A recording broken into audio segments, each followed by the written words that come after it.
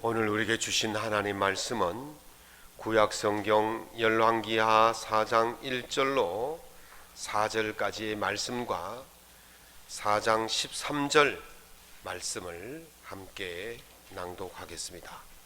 제가 갖고 있는 구약성경 565면에 있습니다. 열왕기하 4장 1절로 4절까지 말씀과 13절의 말씀을 함께 낭독하겠습니다. 같이 보십니다. 선지자의 제자들의 아내 중에 한 여인이 엘리사에게 부르짖어 이르되 당신의 종 나의 남편이 이미 죽었는데 당신의 종이 여호와를 경외한 줄은 당신이 아시는 바나이다. 이제 빚준 사람이 와서 나의 두 아이를 데려가 그의 종을 삼고자 하나이다 하니 엘리사가 그에게 이르되 내가 너를 위하여 어떻게 하랴? 네 집에 무엇이 있는지 내게 말하라. 그가 이르되 계집 종의 집에 기름 한 그릇 외에는 아무것도 없나이다 하니 이르되 너는 밖에 나가서 모든 이웃에게 그릇을 빌리라. 빈 그릇을 빌리되 조금 빌리지 말고 너는 내 두 아들과 함께 들어가서 문을 닫고 그 모든 그릇에 기름을 부어서 차는 대로 옮겨 놓으라 하니라. 아멘. 13절 말씀을 같이 봅니다. 엘리사가 자기 사환에게 이르되 너는 그에게 이르라. 네가 이같이 우리를 위하여 세심한 배려를 하는도다. 내가 너를 위하여 무엇을 하랴?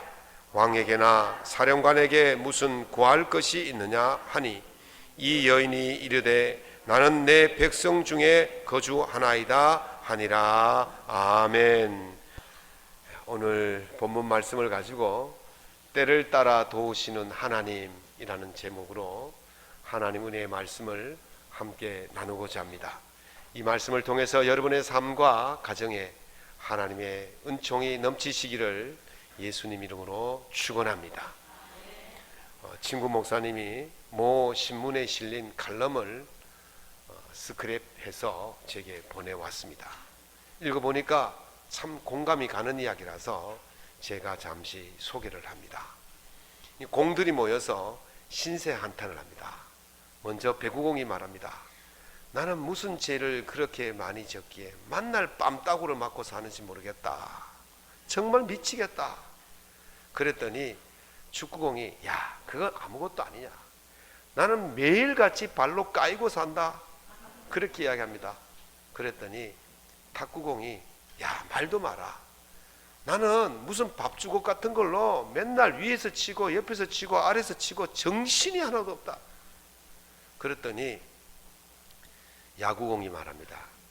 사실 나 매일 맞고 산다. 너희들 몽둥이로 맞아봤냐? 실밥 다 터지고 정말 죽고 싶다. 그랬더니 아무 말 없던 골프공이 말합니다.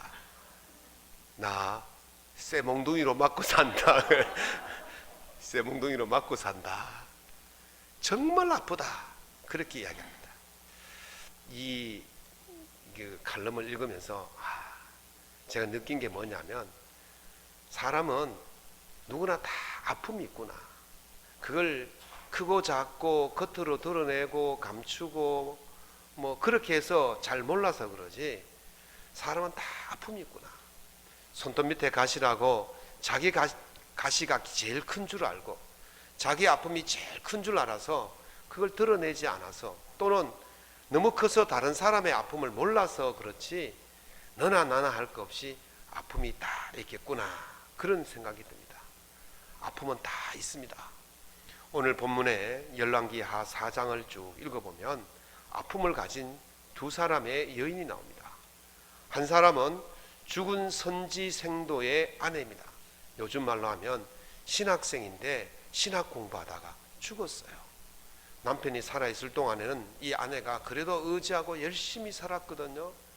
살림이 쪼들려도 어떻게 살아보려고 애를 썼거든요. 제가 신학교 다닐 때에 결혼을 했지 않습니까? 그러니 뭐 집사람 고생이 오죽했겠습니까? 아이는 젖달라고 울고 양식은 떨어지고 학교는 가야 하고 그러니까 빚이 질 수밖에 없어요. 그렇게 이 선지생도의 아내가 빚을 지고 남편이 빚만 남겨놓은 채 죽어버렸습니다. 그런데 문제는 채권자가 찾아와서 빚을 갚으라는 거예요.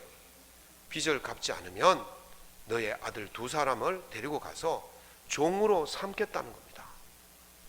남편이 죽은 것도 하늘이 무너지는 것 같은데 이제 2 아들마저 종으로 끌려가게 된다니 이거 참 기가 막힐 노릇인 거죠. 그래서 이 엘리사 선지자에게 찾아와서 자기의 아픔을 하소연하는 것입니다. 한 여인은 세상 부러울 것 없는 그런 여인과 같았습니다. 살림이 넉넉해서 부족함이 없었어요. 자기 집 앞을 오가는 엘리사 선지자에게 늘 들어와서 접대를 받고 가라고 극진히 접대하고 참 좋은 것은 다 제공하고 대접했던 그런 참 넉넉한 삶이었습니다. 거기다가 선지자가 지나다니다가 피곤하면 쉬어서 가라고 따로 거처를 마련해주고 모든 것들을 제공해 주었던 넉넉한 수냄 여인이었습니다. 그런데 이 여인이 겉보기에는 굉장히 풍족하고 넉넉하고 모자라는 것이 없는 것처럼 보이지만 밖으로 드러내지 않은 아픔이 그에게 있었는데 그것이 바로 자녀가 없다는 거예요. 저는 오늘 이 2 여인을 비교하면서 한 여인은 자기의 아픔을 겉으로 드러낸 여인이고 한 여인은 자기의 아픔을 드러내지 않은 여인. 그러니까 아무리 잘 살아도 풍족해도 겉으로 드러내지 않았지만 속으로는 근심, 걱정, 아픔이 다 있다는 거예요. 그래서 전자의 여인은 드러낸 여인이고 후자의 여인은 드러내지 않은 여인이다, 그렇게 봅니다. 드러내든 드러내지 않든 누구나 다 아픔이 있습니다. 저는 어떻게 보이십니까? 저는 멀쩡하게 보이십니까? 저는 아픔이 없는 것 같이 보이십니까? 목사님이야 뭐 하나님께서 함께 하시니까 아픔이 없겠지. 천만의 말씀입니다. 저도 남모르는 아픔이 다 있어요. 목사니까 설교할 때 그냥 이렇게 싱글싱글 웃으면서 하지, 이게 까디집어 보면 다 아픔이 있게 마련입니다. 그러나 우리 하나님께서는 그런 아픔을 치료하시고 회복하시는 하나님이신 줄로 믿으시기 바랍니다. 그렇기 때문에 살아가는 거예요.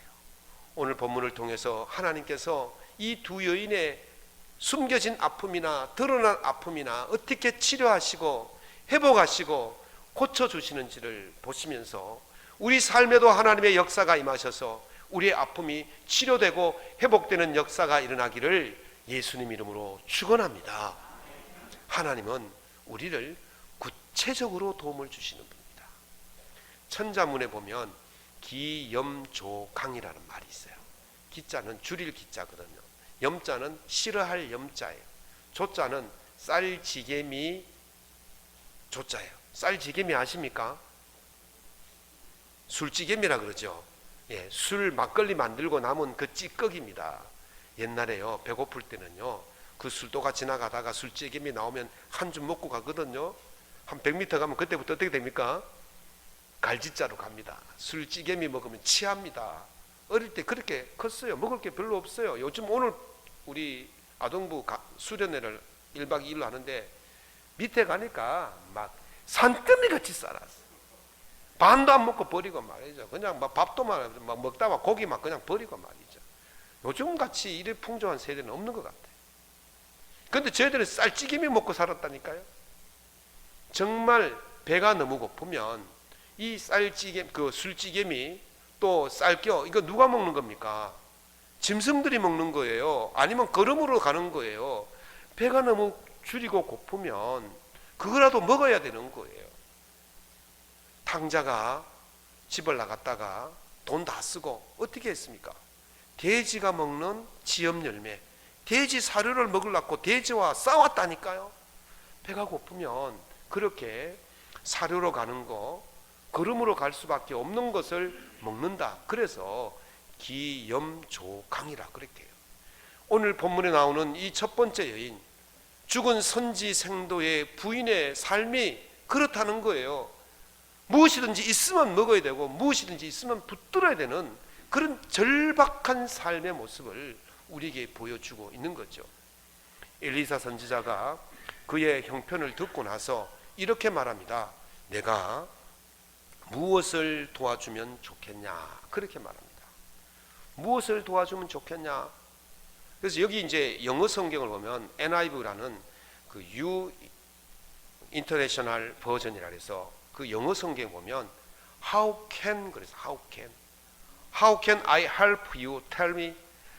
내가 어떻게 너를 도와주었으면 좋은지 내게 말해봐라.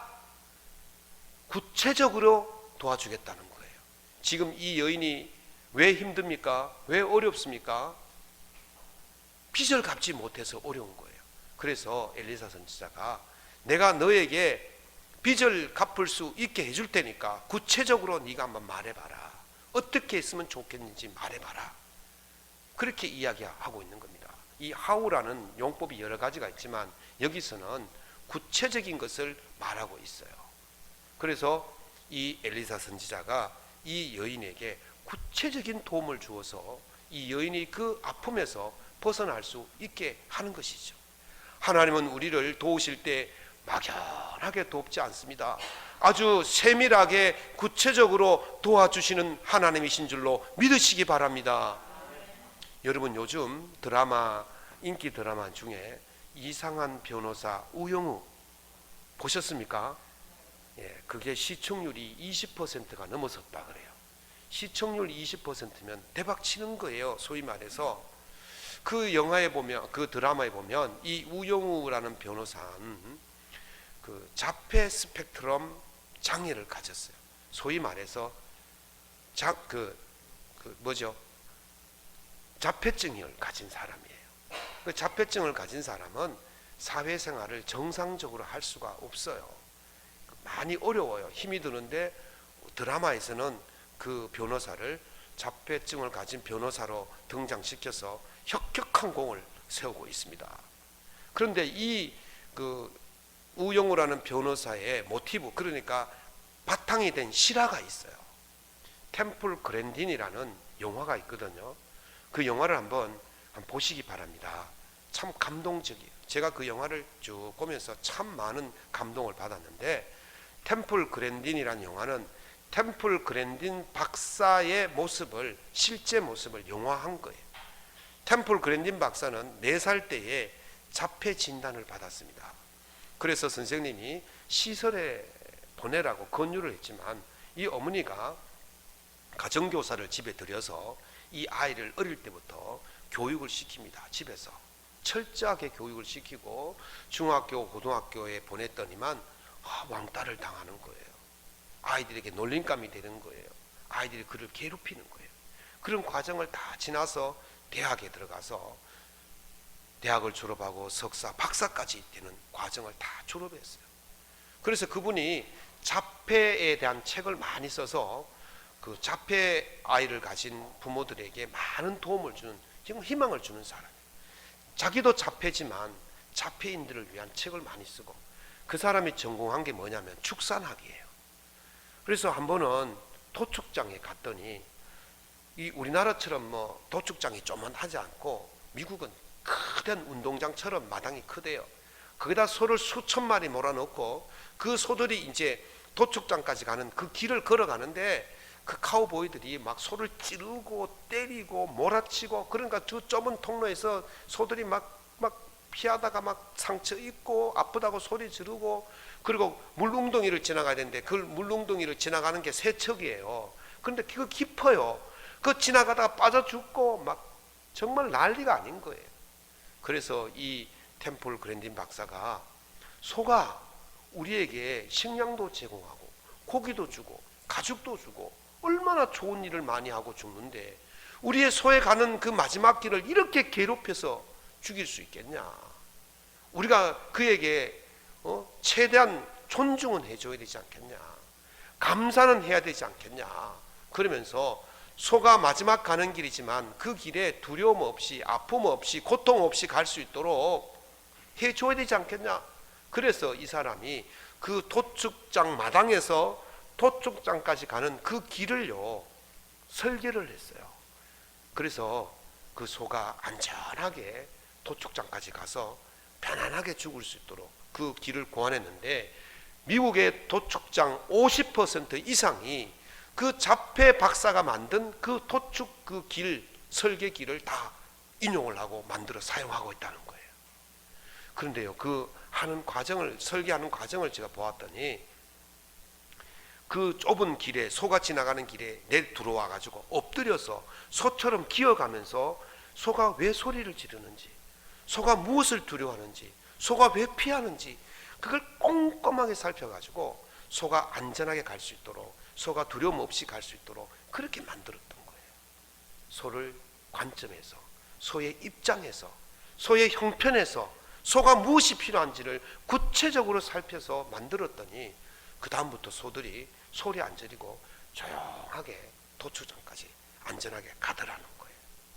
저는 그 영화를 보면서 우리 하나님이 모습이 생각났어요.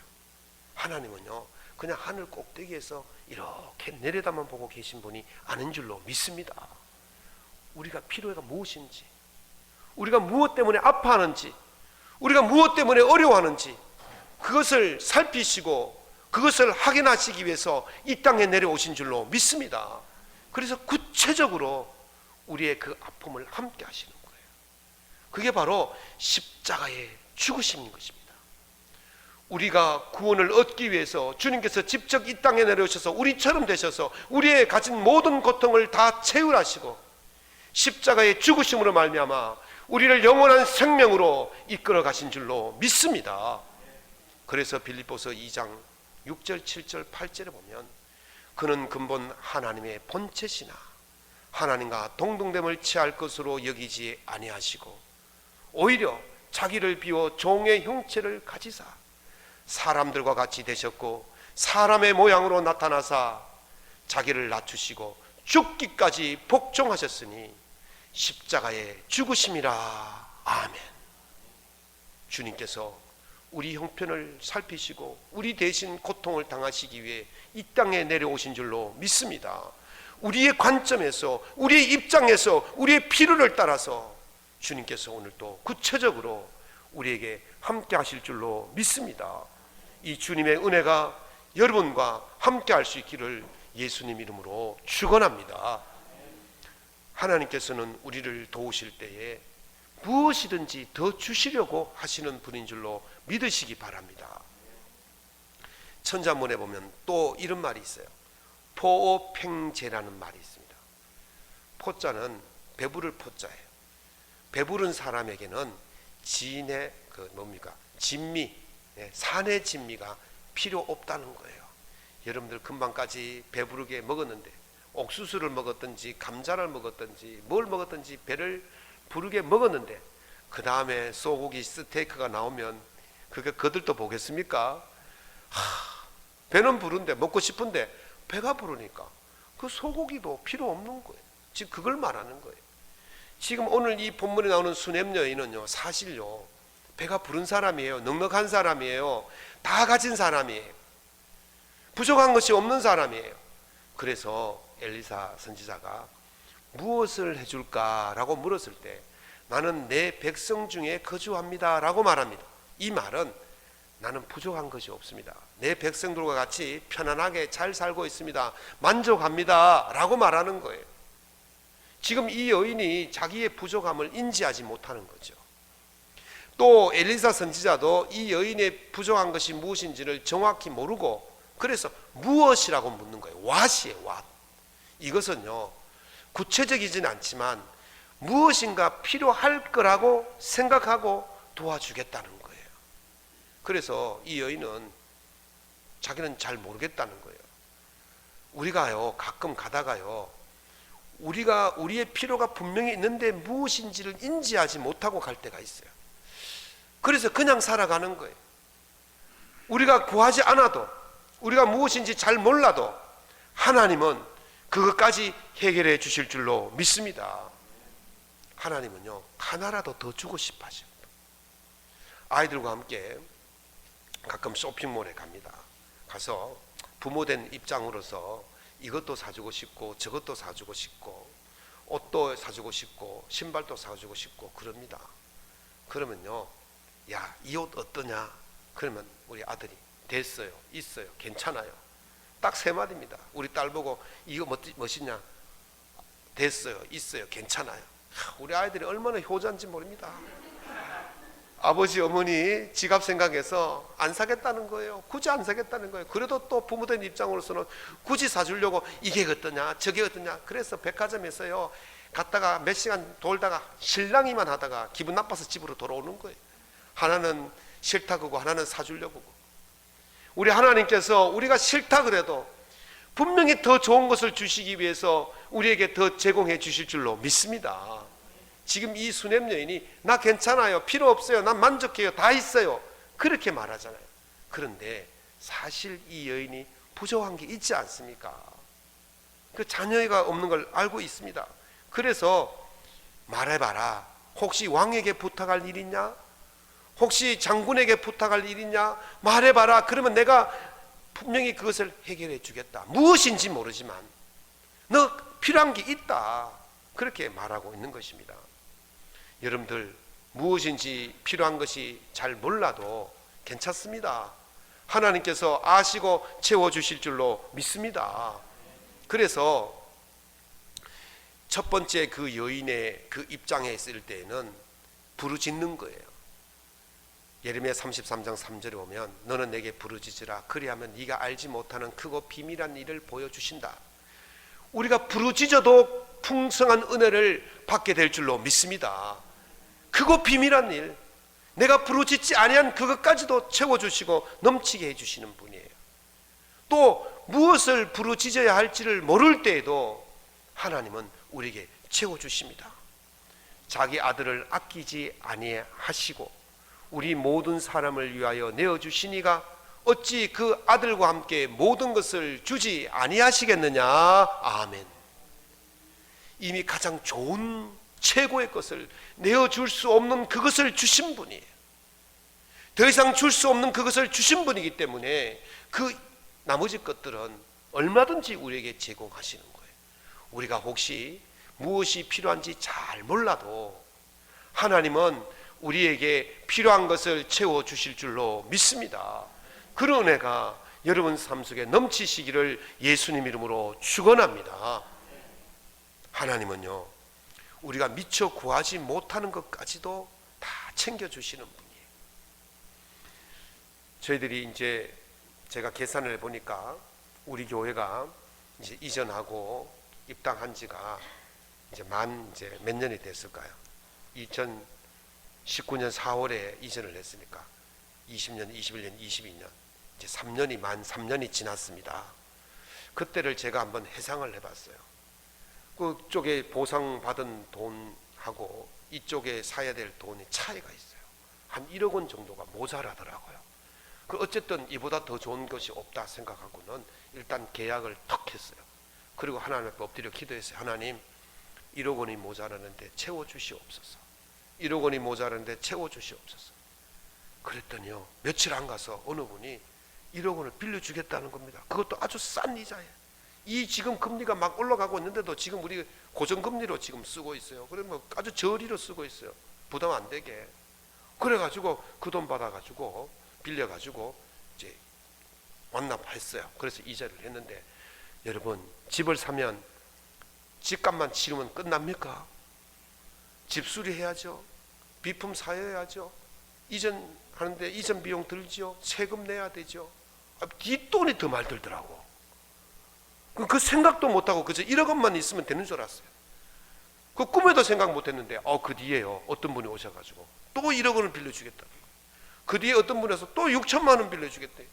은행에 와서도 막 돈 쓰라 그래. 할렐루야. 그래가지고요 저희들이 어디 굳이 막 빌리러 다니지 않고 아주 쉽게 해결된 거예요.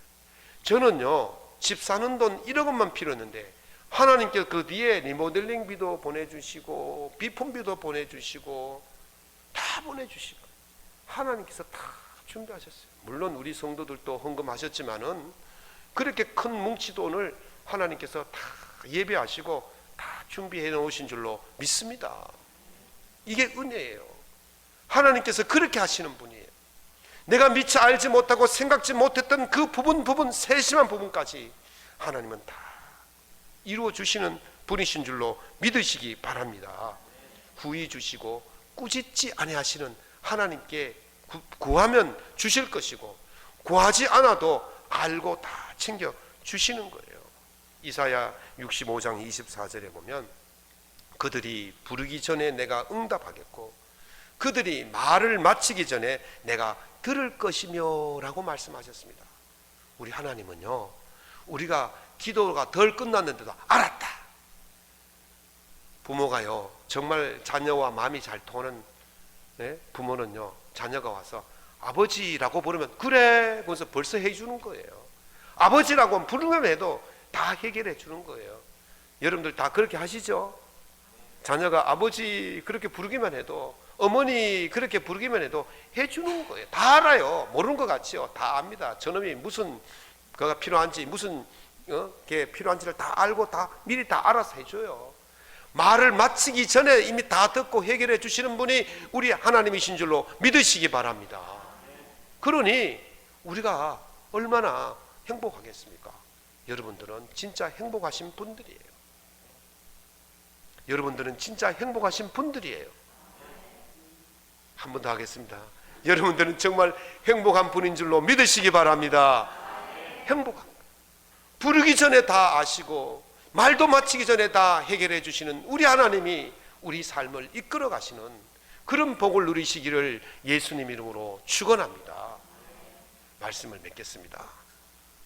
저는요, 성격이 조금 소심해서 무슨 일을 하기 전에는 꼼꼼하게 계획을 세웁니다.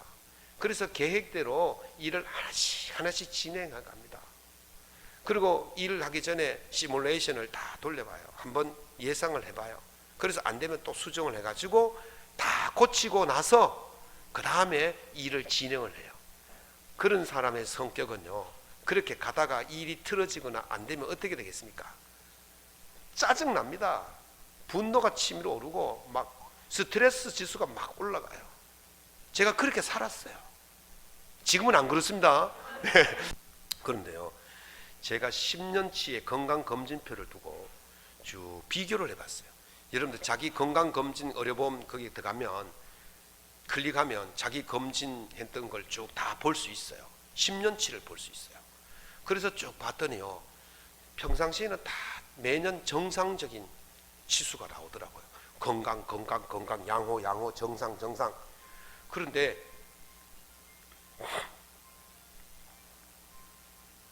(2018년도에) 건강지수가 급속도로 나빠진 것을 볼 수가 있었어요.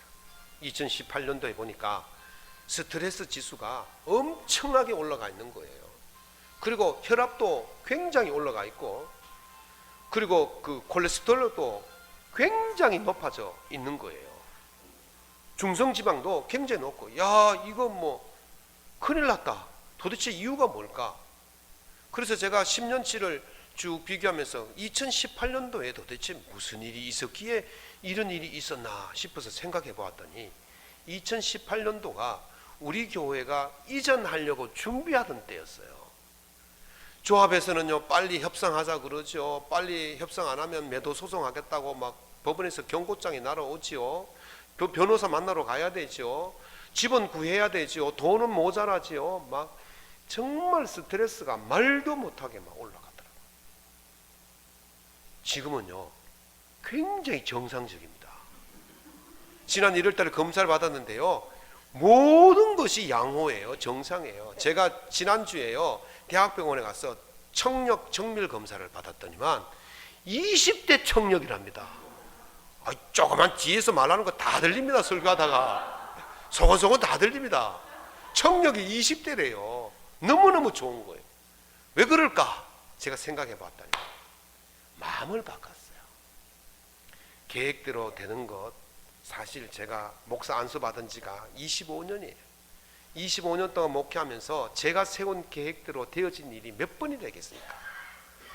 제 생각대로, 제 계획대로 되어진 일은 정말 손에 꼽을 정도로 적은 일이. 그런데요, 그렇게 계획대로 되지 않았다 할지라도 결과를 보면 하나님께서 더 좋은 길로, 더 멋있게, 더 아름답게 만들어 주신 줄로 믿습니다. 그러니 내가 혼자 아무리 안달하고 복달하고 짜증내고 화를 내도 해결이 안 되지만 주님께 맡기고 가면 주님께서 결과적으로 좋게 이루어주시는 거예요. 그걸 깨달았어요. 목사 25년 하고 깨달은 거예요. 너무도 일찍 깨달았어요. 그래서요, 마음을 비웠어요. 이게 뭐냐면 역피해 의식이에요. 역피해 의식이란 말은, 피해 의식은 뭐예요? 계획대로 안 될 때에 피해를 본다고 짜증을 내는 거예요. 스트레스 올라가는 거예요. 역피해 의식은 이런 생각이에요. 안 되었을 때, 계획대로 안 됐을 때, 오호라 내게 어떤 일이 일어날까 기대하는 거예요. 더 좋은 일이 일어나겠지, 더 멋있는 일이 일어나겠지, 더 행복한 일이 일어나겠지, 그렇게 기대를 해버리면 짜증이 사라지고 스트레스가 사라지고 이 기대치가 높아져서 행복감이 오는 거예요. 보통은요, 다 계획대로 안 되면 스트레스가 높아지는데 이 역피해 의식을 가지면 훨씬 더 좋은 마음이 되어진다는 거예요. 그래서 여러분, 살다가 힘들고 어렵고 계획대로 되지 않으면 이렇게 생각하십시오. 하나님께서 내게 어떤 좋은 것을 주시기 위해서 이렇게 계획을 틀어버릴까? 기대하십시오. 믿으십시오. 반드시 행복한 일이 일어나게 될 줄로 믿습니다. 우영우 변호사의 그 모티브가 되었던 그 템플 그랜딘 박사는요, 사회 적응이 힘든 분이에요. 그래서 새로운 일을 만나게 되어지면 힘들어하고 어려워해요. 갈 수가 없어요. 힘들어요. 그래서 문을 지나가는 것이 가장 힘들어하는 그 사람들의 특성이 있어요. 그 우영우 영화 보십시오. 문 들어갈 때 하나, 둘, 셋 하고 들어가잖아요. 그게요, 자기 딴에는 굉장히 마음가짐을 단단히 하고 들어가는 거예요. 새 문으로 들어가는 것은요, 정말 두렵고 떨리는 일이에요. 그러나 마음을 바꾸잖아요. 그 문을 열고 들어갔을 때 그곳에 새로운 흥미로운 일이 있을 거라고 생각하는 거예요. 내가 계획대로 되지 않고 새로운 일을 만났지만은 우리 하나님께서 그 문 뒤에 서셔서 우리에게 가장 좋은 것으로 준비해 놓으신 줄로 믿습니다.